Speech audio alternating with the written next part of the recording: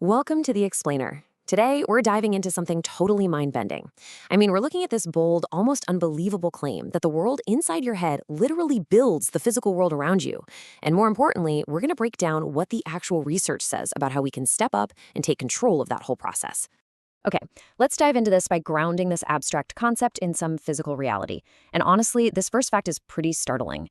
Studies have found that between 8 a.m. and 9 a.m. on a Monday morning is the absolute peak time for first heart attacks. Now, this isn't just about high cholesterol or stressing out over morning traffic. No, it's about something way deeper that connects our internal state directly to our physical bodies.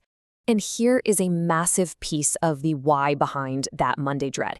A staggering 85% of people are going to jobs they absolutely hate. You know the feeling, right? Those jobs that just drain you, where you're filled with dread as Sunday winds down because Monday is looming.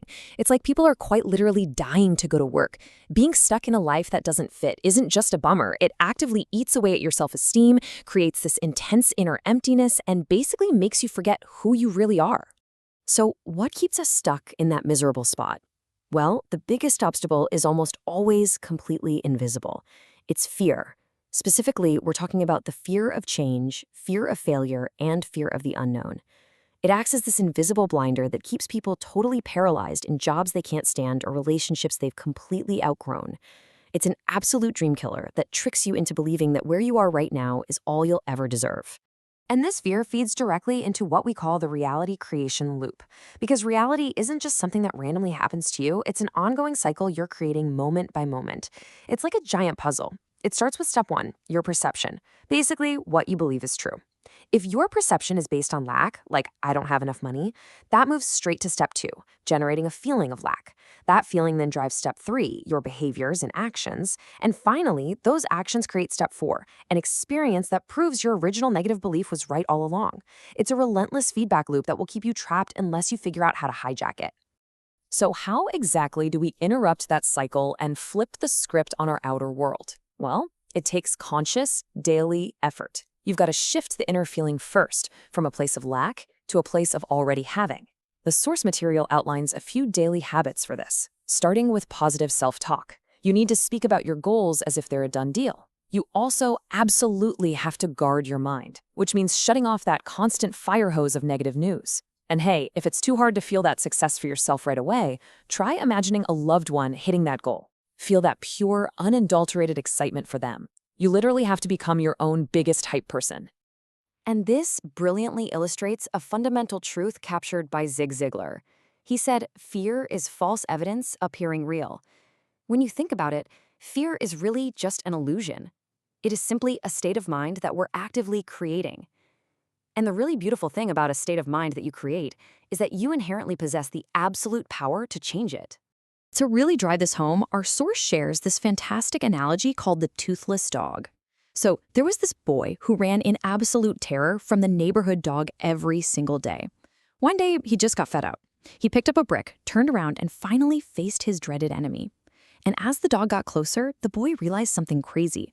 The dog didn't have a single tooth. So many of our fears are exactly like that. We spend our entire lives running from things that literally have zero power to hurt us.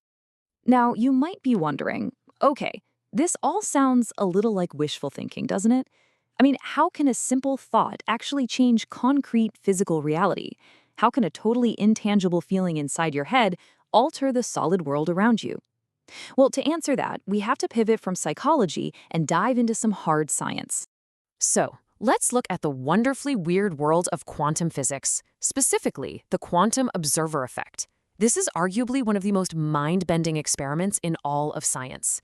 The short version goes like this. When a tiny particle isn't being watched or measured, it exists as this wave of infinite potential. It's basically everywhere and nowhere all at once. But the exact instant it gets observed, boom, it collapses into one single concrete reality.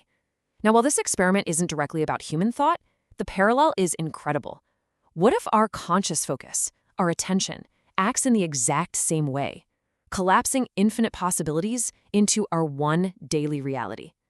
And if you want to see how belief physically shapes reality, just look at the unbelievable case of Vittorio Maggielli. The guy is a walking medical anomaly. Maggielli had this powerful, unwavering belief in his own healing that seemed to trigger a physical recovery so miraculous The International Medical Commission literally called it inexplicable. This suggests a pretty radical concept, that our physical body might just be a holographic projection lining up with our energetic blueprint. If you can change the blueprint in your mind, you can literally change the physical body. So the crucial point is this: you are not a static object. You might feel solid, but every 3 days, your body regenerates an entirely new stomach lining. Every single month, you get completely new skin. Within a year, 90% of your atoms are swapped out for new ones. To put that into perspective, you are a constant, living process being rebuilt from the ground up every day. And your mind? It's acting as the master architect for this whole operation. Now, let's be totally real with each other for a second. This path of transformation, it is not always easy. Actually, scratch that. It can be incredibly hard. Sometimes the most profound changes come from our darkest struggles. But our sources offer this amazing reframe for those painful times, calling it the dark night of the soul. Instead of viewing deep struggle as a failure or just depression, view it as a purposeful process. It's actually a messenger from your higher self, sent specifically to heal you and push you towards something better. When you're completely in the thick of this dark night, you essentially have a choice. Are you going to stay stuck in the world of pain, trapped in fear and endlessly fighting the darkness?